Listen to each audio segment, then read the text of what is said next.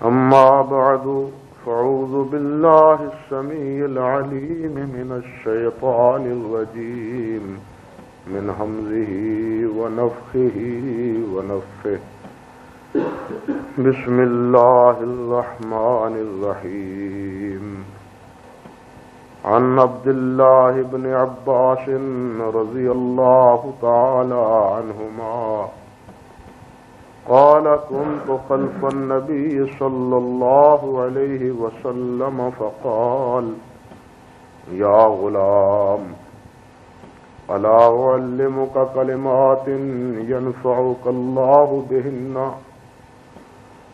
فقلت بلى فقال احفظ الله يحفظك احفظ الله تجده أمامك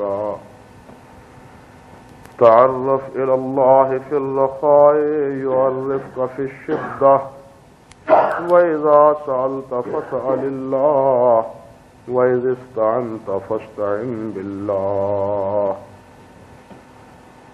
حضرت عبداللہ ابن عباس رضی اللہ تعالی عنہ فرماتے ہیں کہ میں نبی کریم صلی اللہ علیہ وسلم کے پیچھے سواری پہ تھا کہ آپ نے فرمایا اے غلام کیا میں تمہیں کچھ کلمات نہ سکھاؤں کہ ان کلمات کی بدولت اللہ تمہیں فائدہ پہنچائے؟ میں نے عرض کیا جی ہاں فرمائیے وہ کون سے کلمات ہیں؟ تو آپ نے ارشاد فرمایا کہ اللہ کے حدود کی حفاظت کرو اللہ تمہاری حفاظت کریں گے، اللہ کے احکام کی حفاظت کرو اللہ سبحانہ و تعالی کو تم اپنے پاس سامنے پاؤ گے، اللہ کو آسانیوں میں یاد رکھو پہچانو اللہ ذوالجلال تمہیں شدت میں یاد رکھیں گے۔ جب بھی تم سوال کرو تو اللہ سے سوال کرو اور جب مدد چاہو تو اللہ سے مدد مانگو۔ یہ اس روایت کا ابتدائی حصہ ہے جس کے بارے میں پہلے 2-3 مجلسوں میں آپ بھائی گفتگو سن چکے کہ نبی کریم حضرت محمد رسول اللہ صلی اللہ علیہ وسلم نے اپنے چچیرے بھائی حضرت عبداللہ ابن عباس سے یہ بات ابتداً ہی ارشاد فرمائی کہ کیا میں تمہیں چند کلمات نہ بتلاؤں کہ جن کلمات کی بدولت ینفعک اللہ بہن اللہ تمہیں ان کی بدولت فائدہ پہنچائے۔ یہ جملہ بھی اپنی جگہ قابل غور ہے۔ ہمارے ہاں اکثر و بیشتر یہ بات چلتی ہے کہ کوئی خیر خواہ، کوئی بزرگ، کوئی تجربہ کار، کوئی سمجھدار آدمی وہ اپنے احباب کو، دوستوں کو، مریدوں کو، حلقہ اثر کو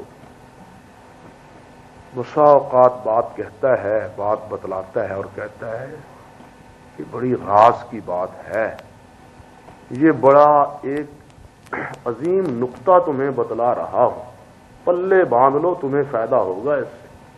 یہ ہمارا تقیہ کلام بزرگوں کا بھی ہوتا ہے کہ ایک تجربے کی بات تمہیں بتلا رہا ہوں، بڑی مشکل سے یہ حاصل ہوا تجربہ، اس پہ عمل کرو تمہیں فائدہ پہنچے گا۔ مگر ہماری گفتگو میں اور اللہ سبحانہ و تعالی کے پیارے پیغمبر کی گفتگو میں کتنا زمین و آسمان کا فرق ہے۔ آپ کی ہر بتلائی ہوئی بات میں فائدہ ہی فائدہ ہے، ہمارا ایمان ہے۔ آپ کی ہر فرمودہ بات، ہر ارشاد آپ کی زبان سے نکلا ہوا وہ امت کی خیر خواہی اس میں، امت کی بھلائی اس میں، امت کی بہتری اس میں۔ ہم اپنے آپ کے ساتھ ظلم کر سکتے ہیں، ہمارے والدین ہم پہ ظلم کر سکتے ہیں، ہمارے بھائی ہم پہ زیادتی کر سکتے ہیں، کرتے ہیں، لیکن اللہ کے رسول کسی سے زیادتی نہیں کرتے۔ اللہ کے رسول ہمیشہ خیر خواہی کرتے ہیں، اس رسول کا تو وصف ہی اللہ نے یہ فرمایا کہ عزیز علیہ ما عنتم حریص علیکم بالمؤمنین رؤوف الرحیم، کہ تمہاری تنگیاں تمہاری نہیں محمد کی تنگیاں بن جاتی ہیں صلی اللہ علیہ وسلم، تمہاری پریشانیاں نہیں بلکہ میرے نبی کی پریشانیاں بن جاتی ہیں، جن کا وصف یہ ہو وہ ہمیں جو بھی بتلائے گا ظاہر ہے کہ وہ فائدے سے خالی، یہ ہمارے ایمان کا مسئلہ ہے، لیکن اس عقیدے کے باوجود آپ سمجھیے، اس عقیدے کے باوجود اللہ کے نبی علیہ الصلوۃ والسلام نے جو جملہ ارشاد فرمایا وہ یہ کہ ینفعک اللہ بہن، میں تمہیں کچھ کلمات بتلا رہا ہوں، ان کلمات کی بدولت اللہ تمہیں فائدہ دے گا۔ سمجھے بات؟ ہم کہتے ہیں کہ یہ بات پلے باندھ لو، اس پہ عمل کرو، تمہیں فائدہ ہوگا، لیکن اللہ کے رسول فرماتے ہیں کہ یہ کام کی باتیں ہیں، ان کاموں پہ کرنے، ان کو محفوظ کر لینے، ان کو ضبط کر لینے سے اللہ تمہیں فائدہ دے گا۔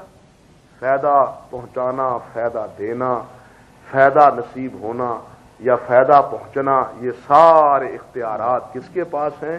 ایک اللہ وحدہ لا شریک کے پاس، کہ یہ کلمات کتنے ہی اچھے کیوں نہ ہوں، یہ کلمات کتنے ہی بہتر کیوں نہ ہوں، لیکن اور ان کلمات پہ تم حفاظت بھی کیوں نہ کرو، لیکن جب تک اللہ نہ چاہے گا تمہیں فائدہ، اسی لیے فرمایا کہ ان کلمات سے اللہ تمہیں فائدہ پہنچائے گا۔ نبی اور عامی آدمی کی تعلیم میں فرق یہ ہوتا ہے کہ نبی کا ہر لحظہ، ہر لمحہ، ہر گھڑی، ہر آن تعلق اور امید اور وابستگی اپنے اللہ سے ہوتی ہے۔ وہ اللہ کی مرضی کے بغیر نہ بولتا ہے، نہ وہ اللہ کی رضا کے بغیر کہتا ہے، نہ اللہ کے چاہنے کے بغیر وہ کچھ چاہتا ہے۔ نبی اور عام آدمی کے مابین فرق ہی بنیادی یہ ہے، ہم تو اپنی طرف کوئی نہ کوئی نسبت کر لیتے ہیں، لیکن اللہ کے نبی اپنی طرف سے نہیں بلکہ جو بھی بات کرتے ہیں وہ اللہ ذو الجلال کی نسبت سے کرتے ہیں۔ اللہ اس لیے فرمایا کہ بیٹا الا اعلمک کلمات ینفعک اللہ بہن، ایسے کلمات نہ بتلاؤں کہ جس کی بدولت اللہ تمہیں فائدہ دے، کہ اللہ ذو الجلال کے علاوہ تو کوئی فائدہ پہنچانے والا ہے ہی نہیں۔ کلمات کیا ہے؟ کلمات تو کچھ نہیں ہے، ہاں کلمات سے نہیں بلکہ فائدہ کس سے پہنچتا ہے؟ اللہ سے۔ یہ علیحدہ بات ہے کہ وہ کلمات اللہ کی رحمت کا سبب بن جائیں، وہ کلمات اللہ کی رحمت کا، جس طرح اعمال ہیں وہ اللہ کی رحمت کا، اعمال ذریعہ نجات نہیں ہیں، اعمال ذریعہ نجات اللہ ذو الجلال کی رحمت ہے۔ ذریعہ نجات نبی کریم صلی اللہ علیہ وسلم نے ارشاد فرمایا کہ تم میں سے کوئی آدمی بھی جنت میں عمل کے بدولت داخل نہیں ہو سکتا، کوئی آدمی بھی تم میں جنت میں عمل کے ساتھ، عمل کی وجہ سے جنت میں داخل ہو سکتا۔ صحابہ کرام رضوان اللہ علیہ مجمعین نے جسارت کی اور عرض کیا کہ ولا انت یا رسول اللہ، آپ بھی حضور؟ فرمایا ولا انا الا ان یتغمدنی اللہ برحمتہ، میں بھی نہیں الا یہ کہ اللہ اپنی رحمت میں مجھے ڈھانپ دے۔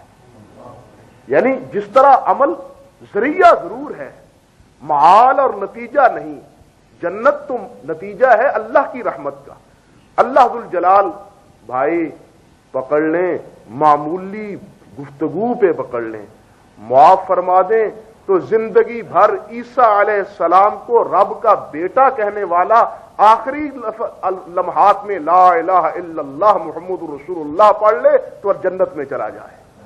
یہ تو مالک کی مرضی ہے نا، یعنی آخری زندگی بھر اسی عقیدے پہ گزار گیا وہ، لیکن آخری چند لمحوں میں کچھ نماز نہیں پڑھی، کوئی نماز نہیں۔ آیا نا ایک صحابی نبی علیہ الصلوۃ والسلام کی خدمت میں حاضر ہوا، حضور ایمان کیا ہے، اسلام کیا ہے جس کی آپ دعوت دیتے ہیں؟ فرمایا قل لا اشہد ان لا الہ الا اللہ واشہد ان محمد رسول اللہ۔ پڑھ لیا اس نے۔ حضور پھر کیا حکم ہے؟ 5 نمازیں ظہر کی، असर की, मगरिब की, ईशा की, सुबह की तुमने पढ़नी। हुजूर और क्या हुक्म है? रमजान आ जाए तो रोजे रखने। हुजूर और क्या हुक्म है? माल अल्लाह ने दिया हो तो ज़कात देनी है। हुजूर और कोई हुक्म भी है? हज भी करना है अगर तुम्हें इस्तिताअत हो। अल्लाह की कसम मैं इससे ना कम करूंगा ना ज्यादा करूंगा। अभी मस्जिद से बाहर निकलता है, गिरता है, टांग टूट जाती है, मौत का सबब बन जाता है। हुजूर फरमाते हैं जिसको जन्नती देखना चाहते हो इसको देख लो। एक अमल नहीं किया, नेकी का एक अमल नहीं किया, सिर्फ आया है और आके कलमा पढ़ा है और सबक इतना सीखा है कि नमाजें 5 हैं और कहता है कि या जनाब मैं इससे ना कमी करूंगा और ना ज्यादती करूंगा। कमी और ज्यादती का तो मौका ही नहीं मिला, लेकिन उसी के बाद अल्लाह को प्यारा हो गया। हुजूर अलैहिस्सलाम ने फरमाया जन्नती इसको देख लो, ये जो जाने वाला है। ये तो उस मालिक की मर्जी है भाई। तो जन्नत भी आमाल के जरिया नहीं, आमाल। इसी तरह यहां भी कलिमात जरिया हैं, कलिमात भी, यानी फी नफ्से ही, बेजाते ही वो कलिमात नहीं। इसीलिए तो नबी अलैहिस्सलाम ने फरमाया यनफ़उकल्लाहु बिहिन्ना, उन कलिमात की बदौलत अल्लाह तुम्हें फायदा पहुंचाएगा। पहला सबक ही नबी अलैहिस्सलाम ने अपने इरशाद में समझा दिया। फिर वो कलिमा क्या है? फरमाया पहला लफ्ज ये है इहफ़ज़िल्लाह इहफ़ज़िल्लाह यहफ़िज़का। अल्लाह के दीन की, अल्लाह के हुदूद की, अल्लाह के अहकाम की, अल्लाह के फरामीन की हिफाजत करो, अल्लाह तुम्हारी हिफाजत करेगा, अल्लाह तुम्हारी निगहबानी करेगा, अल्लाह तुम्हारी निगरानी करेगा। अल्लाह अकबर। ये अल्लाह के अहकाम की हिफाजत, हुक्म तो सारे ही हैं, आप सुनते रहे, लेकिन उनमें एक हुक्म जो पिछले दर्स में अर्ज कर रहा था वो ये भी है कि जो कसम उठाओ उस पे पक्के रहो, जो कसम उठाओ उस पे पक्के रहो, उसकी मुखालफत ना करो। अल्लाह का नाम लेके, अल्लाह को गवाह बना के, अल्लाह का नाम लेके अल्लाह को गवाह बना के तुम एक बात पुख्ता करते हो, पक्की करते हो और फिर उसकी खिलाफ वर्जी करते हो। सलफ का, इब्न रजब रहमतुल्लाह अलैह ने लिखा है कि सलफ का मामूल तो ये था, हाल तो ये था कि वो हत्तुल वुसा अल्लाह की कसम खाते ही नहीं। अगर चारों नाचार नौबत आ गई तो फिर उसकी खिलाफ वर्जी से डरते थे। अगर खिलाफ वर्जी होना नहीं, शुबा पड़ गया, एक तो है खिलाफ वर्जी हो जाना, एक है कि शुबा पड़ जाए उसके बारे में कि ये मुझसे गलती, कसम तो मैंने ली लेकिन इसमें कुछ इश्तिबाह पड़ गया, वो पक्का रहा उस कसम पे या नहीं, तगाफुल तो नहीं मुझसे हो गया।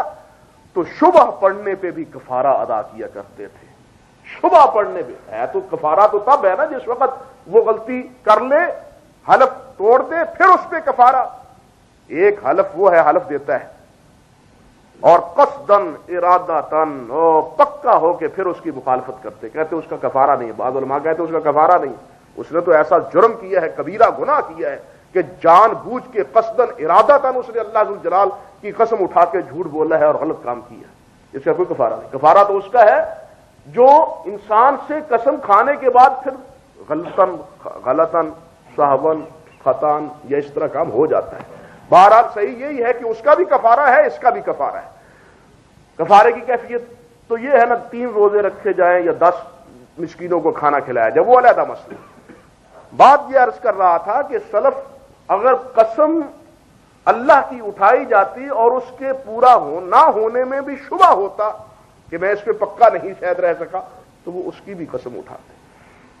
हाफिज इब्न रजब रहमतुल्लाह अलैह ने जिक्र किया है, हजरत यजीद इब्न अबी हबीब रहमतुल्लाह अलैह का एक बड़ा अजीब कौल कि अल्लाह सुब्हानहू व तआला के अर्श को उठाने वाले फरिश्ते, उनमें से एक हामिल अर्श, वो अल्लाह सुब्हानहू व तआला से इतना खौफज़दा होता है और इतना रोता है कि उसके रोने से यूं समझिए कि नहर जारी हो जाती है। और इसके बावजूद भी वो कहता है सुब्हानका मा तख्शा मा नुख्शा हक्का, अल्लाह तू पाक है, तुझसे डरने का मुझसे हक अदा नहीं हो सका।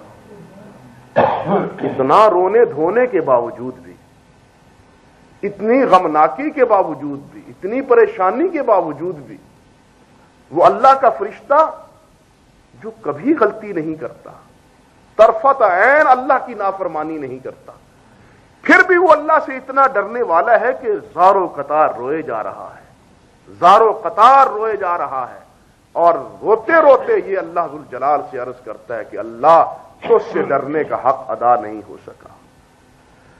اللہ اکبر۔ فیقول اللہ سبحانہ وتعالی لیکن الذین یحلفون باسمی کاذبین لا یعلمون ذلک، لیکن کتنے افسوس کی بات ہے کہ وہ لوگ جو میرا نام لے کے قسم اٹھاتے ہیں، جھوٹی قسم اٹھاتے ہیں، انہیں میرا کوئی ڈر نہیں، انہیں میرا کوئی خوف نہیں، وہ میری پکڑ اور میرے عذاب سے بالکل بے خوف ہیں اور نڈر ہوئے ہیں۔